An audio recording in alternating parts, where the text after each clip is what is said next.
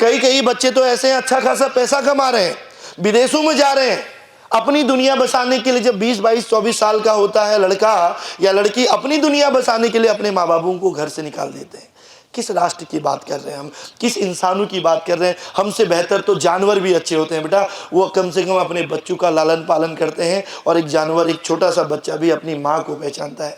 आज आप कभी ये डालन वाला में जाइएगा, आप इसी डोईवाला देहरादून में देखिएगा कि जिस माँ ने बचपन में भूखे प्यासे हमको पाला, जिस माँ ने खुद गीले में रह के हमें सूखे में रखा, कभी कढ़ाई में सब्जी बचना हो ना हो, कभी पेट भर खाना मिलता हो ना हो, क्योंकि जब हम लोग भोजन करते हैं, घर में मेहमान आते हैं, तो भाई कई बार ऐसा होता है कि माँ के लिए भोजन नहीं बचता है। हमें तो परवाह भी नहीं होती, हम गौर भी नहीं करते, लेकिन माँ पानी पी के सो जाती है, फिर एक नई ऊर्जा के साथ अपने बच्चों के लिए सुबह उठती है, तैयारी करती है। कैसी भी परिस्थितियाँ हो यार, वो माँ अपना सर्वोच्च देती है। लेकिन वही बच्चा बड़े होके अगर उन माँ बापों को घर से निकाल दे, वही बच्चा बड़े होके बुढ़ापे में जब उस माँ को ताकत की जरूरत थी उसको दर दर भटका दे, उस माँ को 2 जून की रोटी खाने के लिए लोगों के घरों में, आंगनों में जाने के लिए मजबूर कर दे, और वही बच्चा अपनी ज़िंदगी को बसाने के लिए,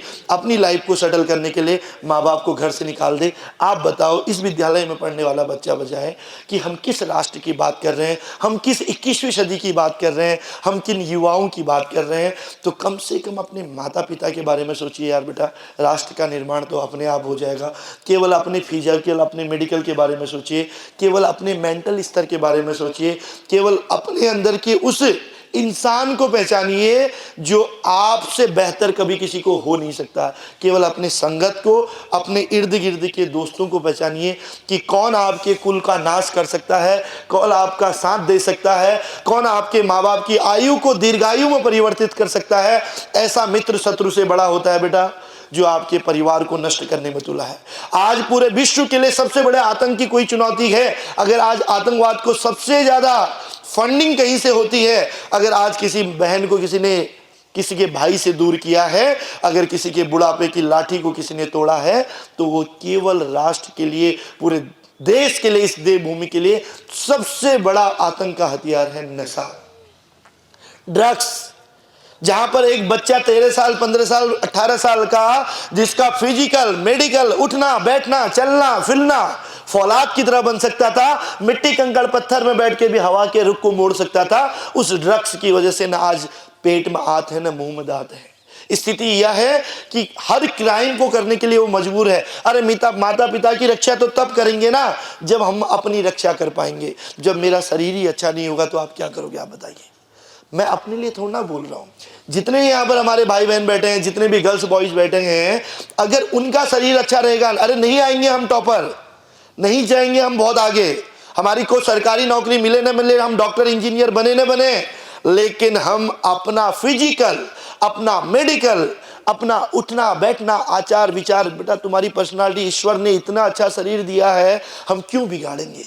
आप लोग कहते हो ना हम गरीब हैं, आपके मन में भाव आते होंगे ना हमारे पास घोड़ा गाड़ी नहीं है, आपको लगता होगा कि नहीं हम तो सरकारी स्कूल में पढ़े हैं, अंग्रेजी मीडियम वाले बहुत ही अच्छे होते हैं। ऐसा नहीं है। इतिहास तो उसी ने बनाया है जिसने एहसास किया है, जो मिट्टी कंकड़ पत्थर में बैठा है ना बेटा, उसी ने समाज को दिशा दी है। जिसको भूख का पता है ना बेटा, उसी ने दूसरे को भोजन कराया हो। जिसने खुद आंसू देखे हैं ना, उसी को महत्ता पता होती है कि आंसू किसे कहते हैं।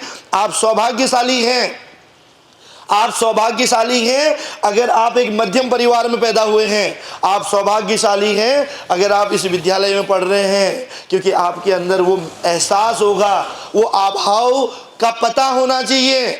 और आप तो फिर भी इतने स्मार्ट पर्सनालिटीज हैं यहाँ पे, क्योंकि ईश्वर ने तुमको 2 हाथ पैर दिए हैं। गरीबी किसे कहते हैं पता है आपको? आपको क्या लगता है कि गरीबी का जो एग्जाम्पल है क्या है? पैसा नहीं है तो गरीब है, ऐसा लगता होगा ना। घोड़ा गाड़ी मकान नहीं है तो गरीब है, ऐसा नहीं है।